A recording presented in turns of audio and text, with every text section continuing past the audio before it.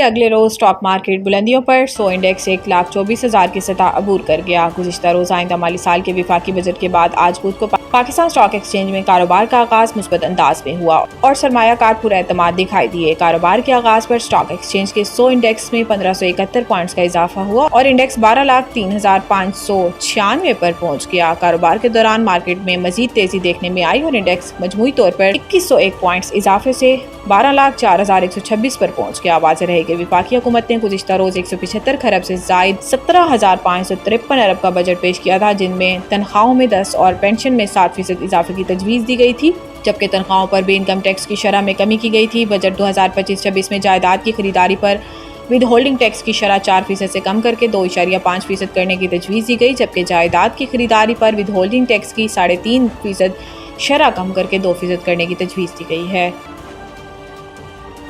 حکومت کا on line کاروبار کرنے والوں پر بھی ٹیکس عائد کرنے کا فیصلہ۔ وزیر خزانہ محمد اورنگزیب نے بجٹ تقریر میں کہا کہ ای کامرس کا پلیٹ فارم استعمال کرنے پر ایشیا میں ٹیکس لگے گا۔ ڈیجیٹل طور پر منگوائی جانے والی اشیاء اور خدمات پر بھی ٹیکس لگے گا۔ انہوں نے بتایا کہ ای کامرس پر کاروبار کرنے والوں کو ماہانہ ٹرانزیکشنز ڈیٹا اور ٹیکس رپورٹ دینا ہوگی۔ وزیر خزانہ کا کہنا تھا کہ سود کی آمدنی پر ٹیکس کی شرح 5% بڑھا کر 15 سے 20% کرنے کی تجویز ہے۔ اس فیصلے کا اطلاق غیر فعال طریقے سے حاصل کردہ آمدنی پر ہوگا، قومی بچت اسکیموں پر نہیں ہوگا۔ اس کے علاوہ قرض کی بنیاد پر حاصل آمدنی پر 25% ٹیکس کی تجویز ہے، جبکہ شیئرز پر حاصل کیے جانے والے منافع پر ٹیکس کی شرح میں رد و بدل نہیں کیا گیا۔ واضح رہے کہ وفاقی حکومت نے بجٹ 2025-26 میں آن لائن خریداری پر 18% سیلز ٹیکس عائد کرنے کی تجویز دی ہے۔ عمران خان اور بشریٰ بی بی کی سزا معطلی کی درخواستوں پر سماعت آج نہیں ہو سکے گی۔ بانی P T I Imran Khan اور سابق خاتون اول بشریٰ بی بی کی سزا معطلی کی درخواستوں پر سماعت آج نہیں ہو سکے گی۔ رپورٹ کے مطابق اسلام آباد ہائی کورٹ کے جسٹس محمد آصف کی رخصت پر ہونے کے باعث سماعت نہیں ہوگی۔ قائم مقام چیف جسٹس سرفراز ڈوگر اور جسٹس محمد آصف نے سزا معطلی درخواستوں پر سماعت کرنا تھی۔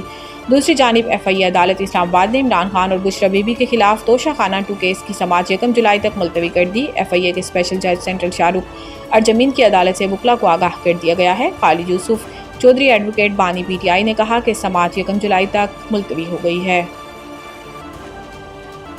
بجلی مزید مہنگی ہوگی، نئے بجٹ میں صارفین پر اضافی سرچارج عائد کرنے کا فیصلہ۔ حکومت نے گزشتہ روز نئے آئندہ مالی سال 2025-26 کا بجٹ قومی اسمبلی میں پیش کر دیا، جس میں حکومت کی جانب سے بجلی کے صارفین پر اضافی مالی بوجھ ڈالنے کی تیاریاں جاری ہیں۔ ذرائع کے مطابق بجلی کے بلوں پر عائد سرچارج کی موجودہ 10% حد ختم کرنے اور نیپرا ایکٹ میں ترمیم کے ذریعے حکومت کو بلوں میں اضافہ کرنے کا اختیار دینے کا فیصلہ زیر غور ہے۔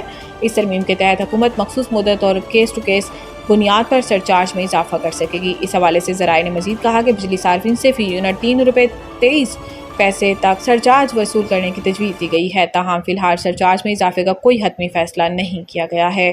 اب ایک بار پھر گردشی قرضے کے بوجھ کو کم کرنے کے لیے حکومت 1275 ارب روپے